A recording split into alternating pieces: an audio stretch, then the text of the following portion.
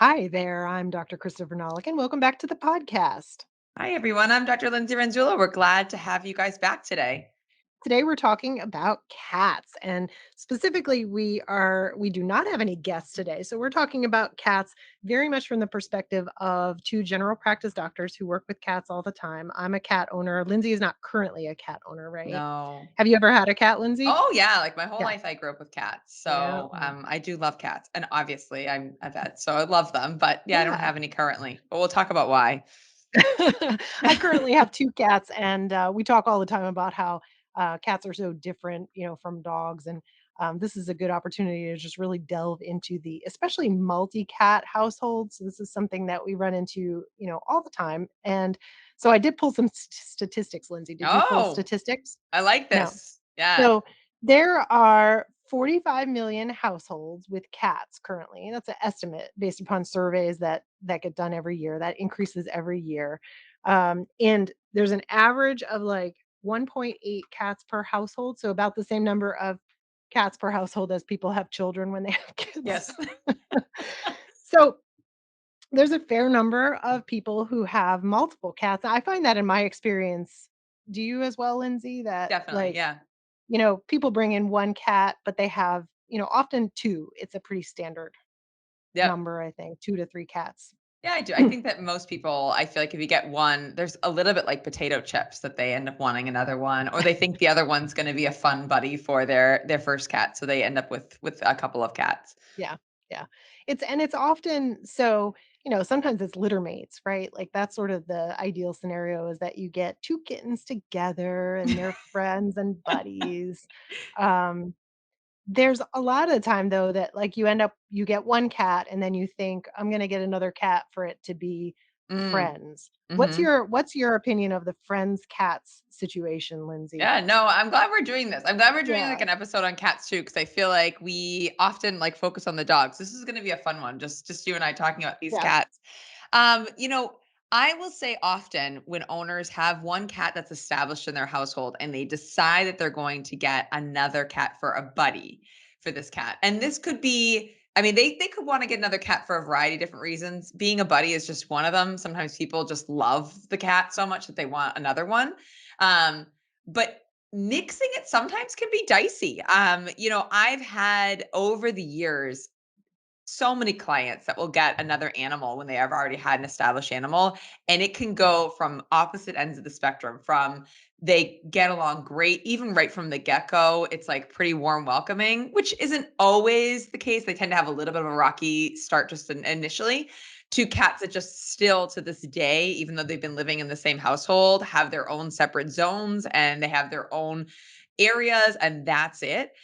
So I don't think it's always as kumbaya as people would want it to be. It can definitely be a huge adjustment.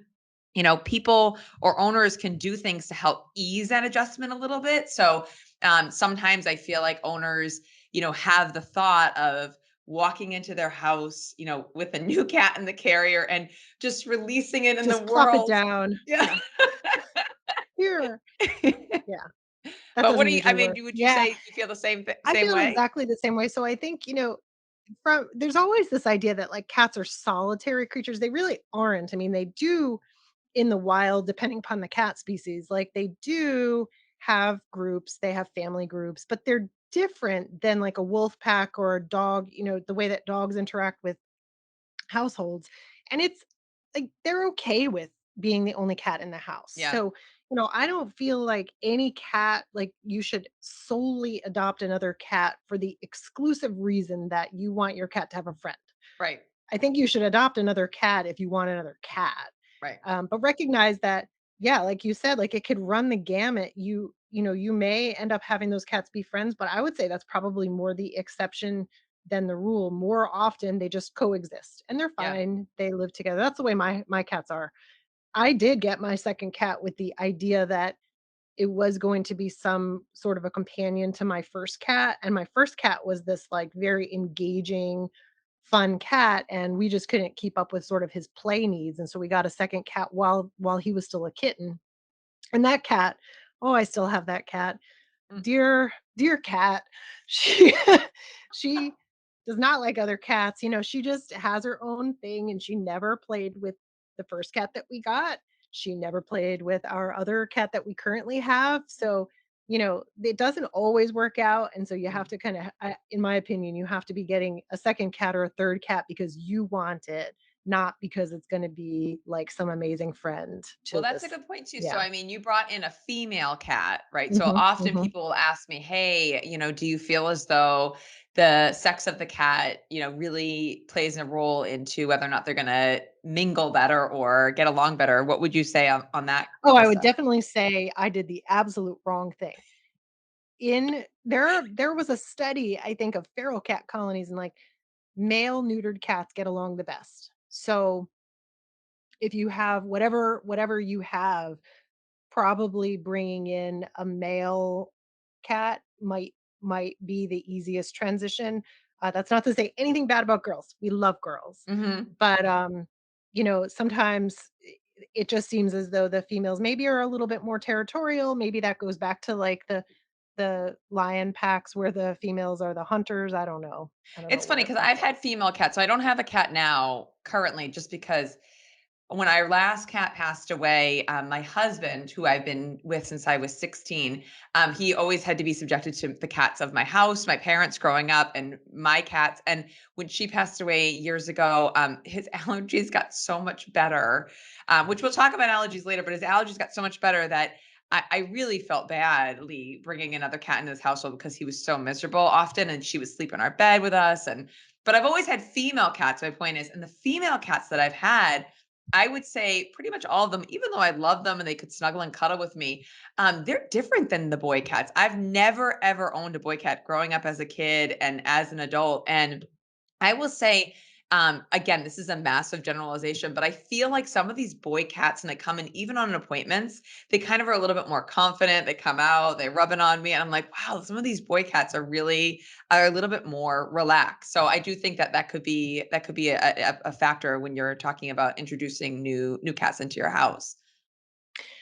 Yeah, and when we go back to, like, what are the benefits of having multiple cats versus one cat, I think that, a little bit of it goes back to why you're choosing cat ownership specifically. And we talked a little bit about this before the recording, that, like, dogs and cats give you different pet ownership experiences. Right, And, we always talk about, oh, there's dog people and there's cat people. And, like, that's sort of true because it's just what you gravitate towards and what you are looking for in a pet. So, you know, when you have cats, we all know, especially if you're an experienced cat owner, that they're going to be different personalities. And it may be right, sex related, or it may be, we notice that sometimes different color patterns of cats seem to produce a little bit different personalities or breeds. right, But, you may get a cat that turns out not to be exactly the personality of a cat that you were sort of hoping for, and that right. doesn't mean you don't love that cat, but, I mean,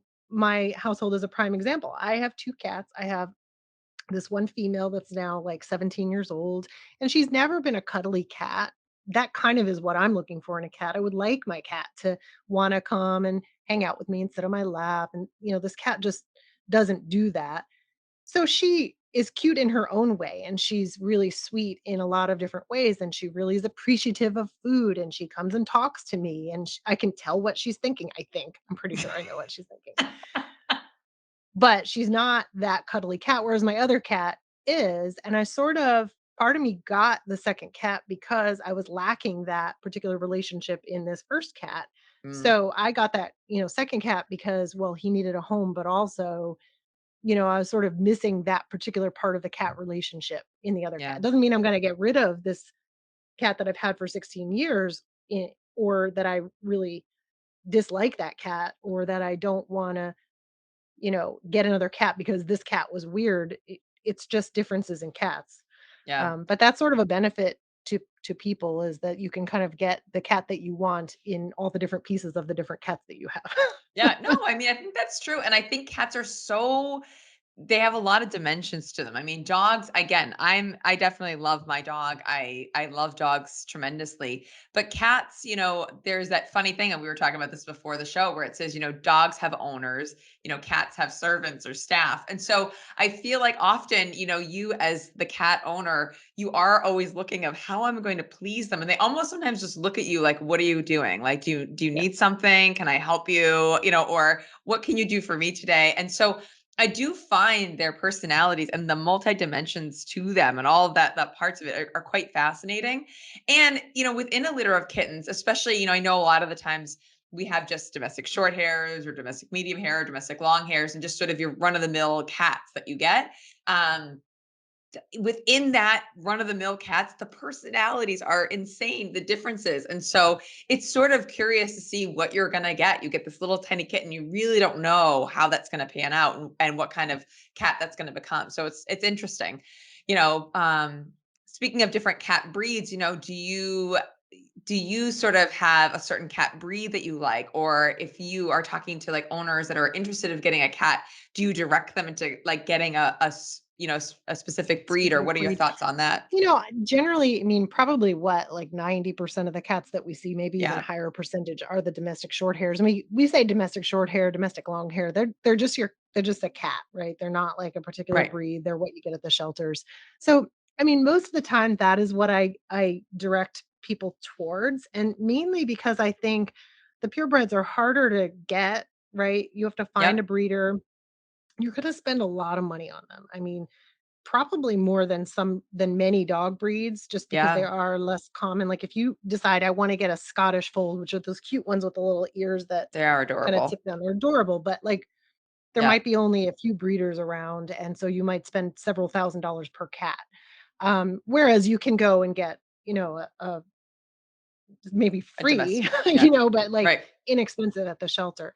Um, but, I think, and I also think from a health perspective, I feel like I see more just general, like, issues, not necessarily even life-threatening issues, but just more issues in a lot of the purebreds just because their genetic pool is a little bit smaller, so they'll have a higher likelihood of having, bowel issues or Yeah. heart issues. We see those fairly frequently, and some of the purebreds more so than the others.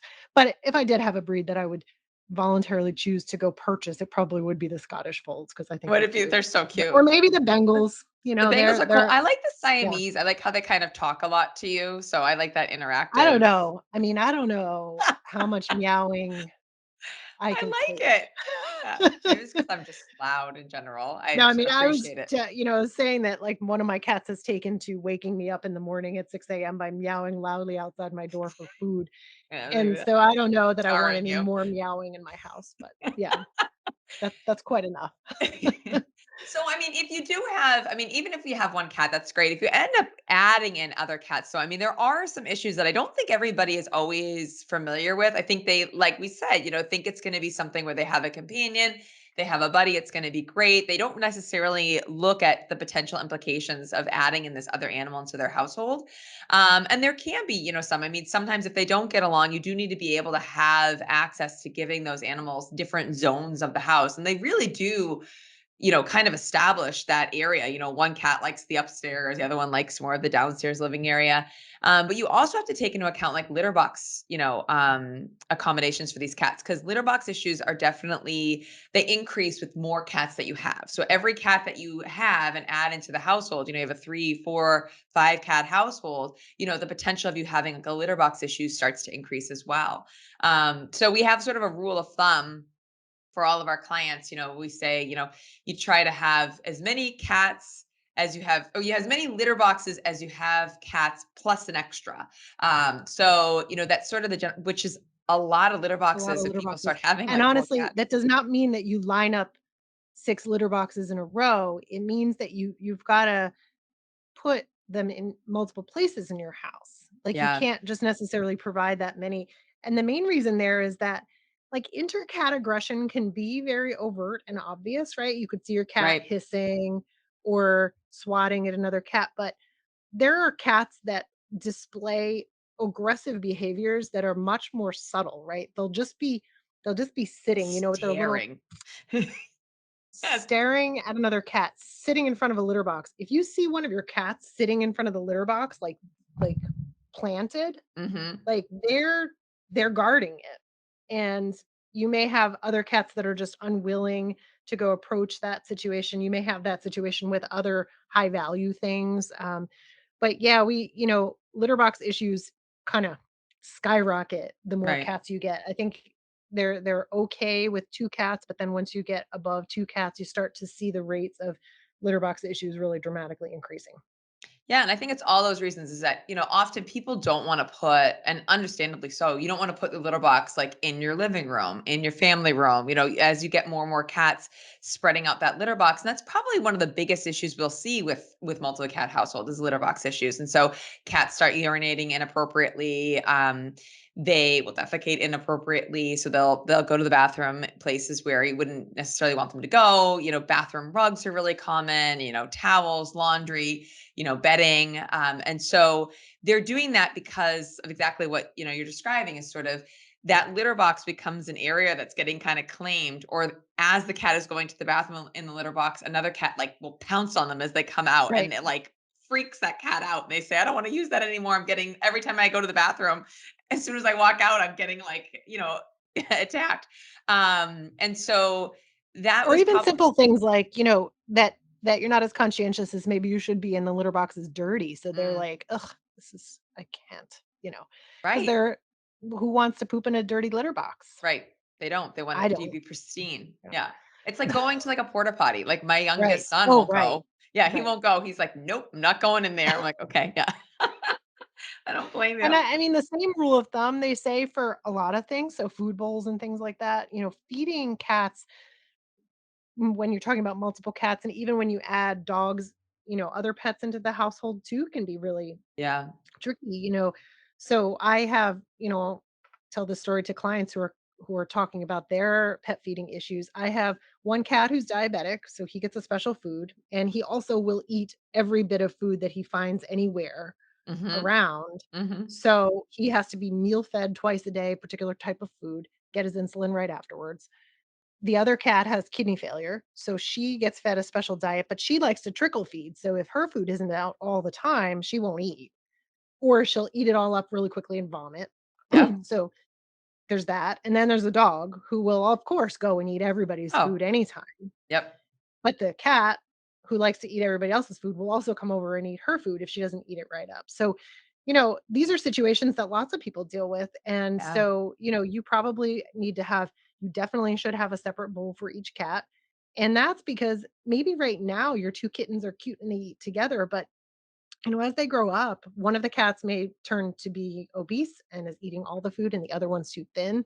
Maybe those cats are going to develop medical issues and they will need to be fed separate food. So if you start right now feeding them from the same bowl, you're going to have a heck of a time trying to Yeah. separate them and feed them separately.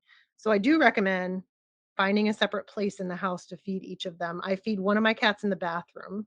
So the one that eats everything goes in the bathroom and eats his food in privacy, and Yep. then once he's done, he's released.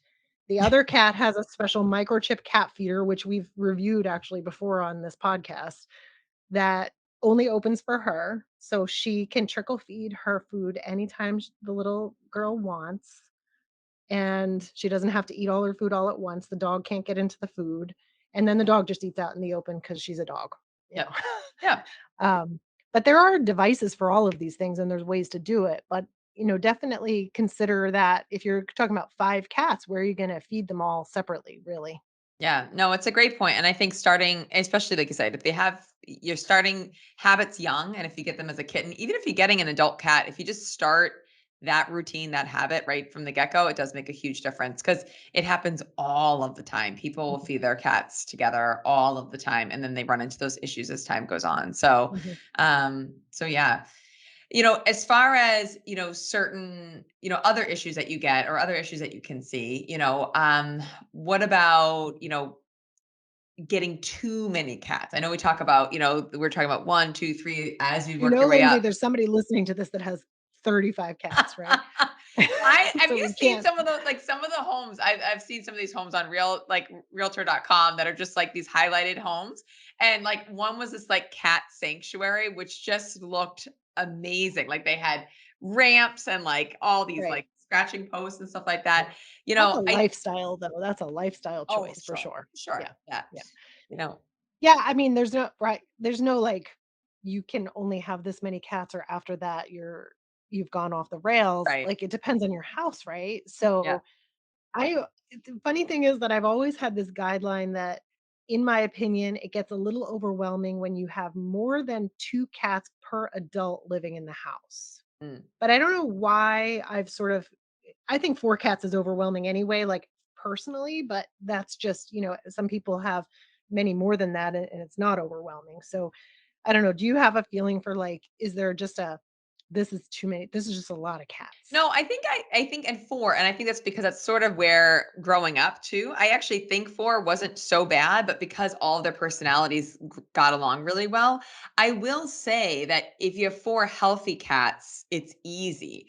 If you have Right, 4 4 cats healthy cats that get along, but that if you get have along, 4 it that all fight and they don't like each other, and they've yeah. all got various medical conditions. Yeah, Yeah, so I think it's honestly it is as opposed to a number, and I know the more cats you have, the more chances that things can happen. But in general, it's you have to look at each individual household and how the dynamics of those cats are going, and just your own personal comfort level as far as like veterinary expensive. I mean, if you have 4 cats that have medical issues, oh, that can get really expensive, every year if you have a diabetic cat and a thyroid cat and a cat that has GI disease of some sort. So you can start getting overwhelmed just with veterinary costs alone too, yeah, as far as that goes. But I think it just depends again, yes, on your individual household, how those cats are getting along, what kind of lifestyle do you want to live, and if those cats are happy. If you have a cat or multiple cats in the household that are always having aggression issues or litter box issues or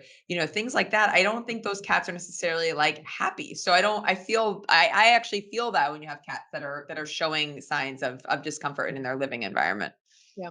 Yeah, I don't know. I think, it kind of goes back to, reevaluating what your reasons are for wanting and to add another cat. So, you have one cat, let's say you have a cat, Yeah. and you're like, I want to get another cat because this cat doesn't cuddle with me and I want another cuddly cat. Well, just remember that that new cat might also Right. not cuddle with you because cats That's are true. not going to be forced into anything. Um, but if your current cat is happy and fine and you have the space for it, so you have to, evaluate your situation when you're adding a new cat. Do I have the space for it? Do I have the money to spend on veterinary expenses? Because of course we're veterinarians, but you need to be able to pay the costs associated with Right. cats. And cats are less expensive generally veterinary wise than dogs are. They have fewer regular testing requirements and fewer vaccines, but when they get older, they often get kidney failure or Right. diabetes or these things that do run up the expenses pretty quickly. So Yeah. you have to be financially ready. And then, you have to have the space to basically be able to have a second or plus maybe third litter box in a different location Yep. and a space where each cat can kind of get away because they're in essence like an introvert of the animal world. Like they like people, many of them, but then they also want to be able to recede to their little private space and have uninterrupted and Yes. unattacked sleep. Yeah. They do love Right? sleeping. That is They for do sure. love sleeping. Yeah. Yeah, I mean, I think those are all really great points. And when we look at cats too, I mean, I think we've been talking mostly about like thinking about indoor cats because that's typically a lot of our clients are having cats that are inside cats. But I mean, there are people that have outdoor cats. I know one of the cats I had growing up was a somewhat feral barn cat from Vermont. And so she would come in and out at her own, leisure, at her own accord. And she passed away when she was about 16, so she had had a good life for her, and she ended up you know sort of doing what everybody or every cat owner would want for their cat when they pass. Like she literally crawled up into her bed and then passed away in the morning we found her. So she just lived a half feral life, and that's how she rolled. But it's definitely not for everyone. I mean, you have to look at where you're living. If you're living on a really busy street, if you're living near a wooded area, and then each individual cat, I had a cat that in college accidentally pushed through the screen window of my apartment and fell out. And where my semi-feral cat would have been like, "Oh, cool," and just kept going and, like, hung out for the afternoon. This cat, like, literally panicked to try to get back in, and, like, everything that she had was, like, crawling up the side of the house to get back into the window, the poor thing. So some cats just don't really want to go outside. They don't have that same sort of drive. What are your thoughts when you have Yeah, I clients that mean, ask if you? someone asks me, "Should I let my cat out?" My general answer is no. You should try your hardest not to have an outdoor cat. And I feel that way because from a just looking at all of the pros and cons, it's better for the cat to stay inside. Mhm. We definitely see, cats that go out generally have a shorter lifespan. They get, attacked by other animals or, hit by cars and just there's a lot more risks for them outside. There is more engagement. So I mean, that's the benefit of Right, letting them out is that they can go and, you know, trot about the world and hunt, but there's been massive issues with decimation of the songbird populations and these maybe not endangered but protected species out from just single cats. Like a single right. cat can just like destroy the bird population in its little region. So, you know, for the local population of other wildlife, for the pet, it really is better for them to stay inside. I have had just a handful of cases where there was some extenuating circumstance where the cat was having major medical issues associated with stress. It was a really engaging cat that needed much more environmental enrichment that the owners could not provide within the house, and so those cats, we ended up making the decision that this particular cat should be probably an indoor outdoor cat. But I would say that's for me really the exception. I think they're Yeah. they're just better off inside. Yeah, I agree. And I think that for the most part, majority of the cats do adjust quite well. I think it's hard when you get the feral ones or semi-feral ones, like we talked about. Those are sort of a different breed of cat. So when you have, owners, some owners will actually like take on these feral cats that are in their neighborhood. So they'll decide to start feeding them or giving them shelter, things Right. of like that. And you know, I mean, I have a huge heart, and I feel the same way. Like, if I had a cat that was, it was a snowy day and is like sitting outside, I definitely would want to give it like a little bowl of food and a safe place to hide from the wind and such.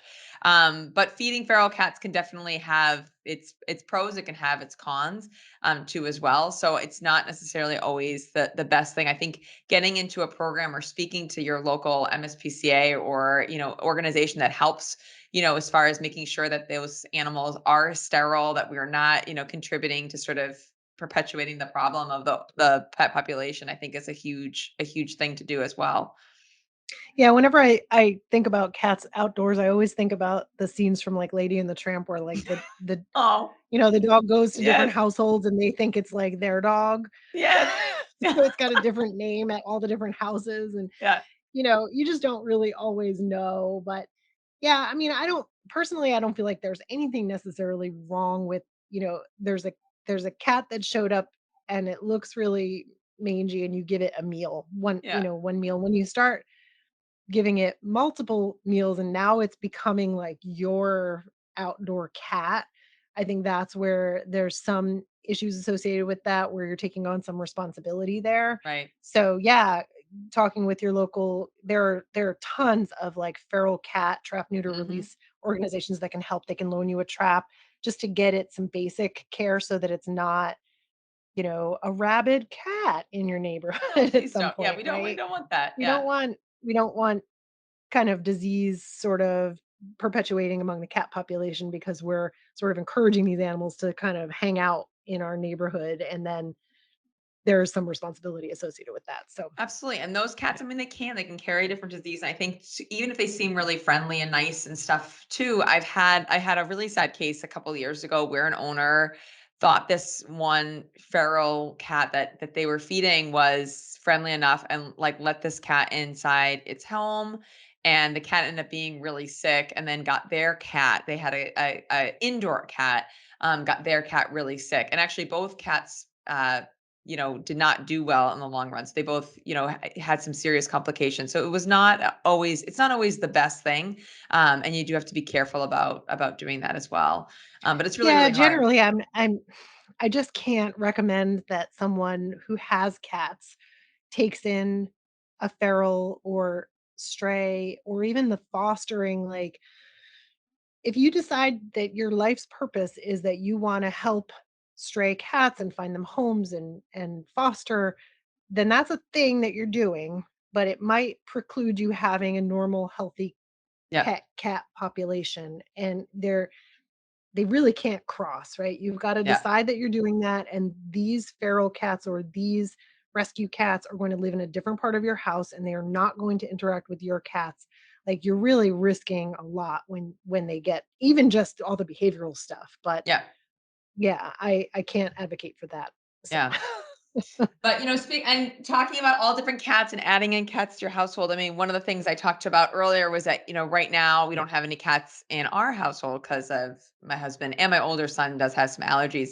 But there's some exciting research that's out there as far as cats and people that have allergies and, trying to figure out if there's some way they can help these people. And so there so that is they can this have a cat, yeah, there's a basically. new food out there for cats that is supposed to have good study data. I mean, I haven't had any owners currently use it, but Yeah, I was wondering if you'd had anybody that tried it because I did see no, but that. I'm like dying, and I kind of a part of me just wants to like get a cat and then try to see if it would work. But Oh, no. it's essentially, it could be a disaster. No, so essentially, I mean, you do have to be careful, right? So the reason why cats are sort of notorious for producing allergies in people is they produce this protein mainly in their saliva, and so cats are grooming animals, they're constantly grooming themselves, and so they're basically coating themselves with this protein that some people just can't tolerate.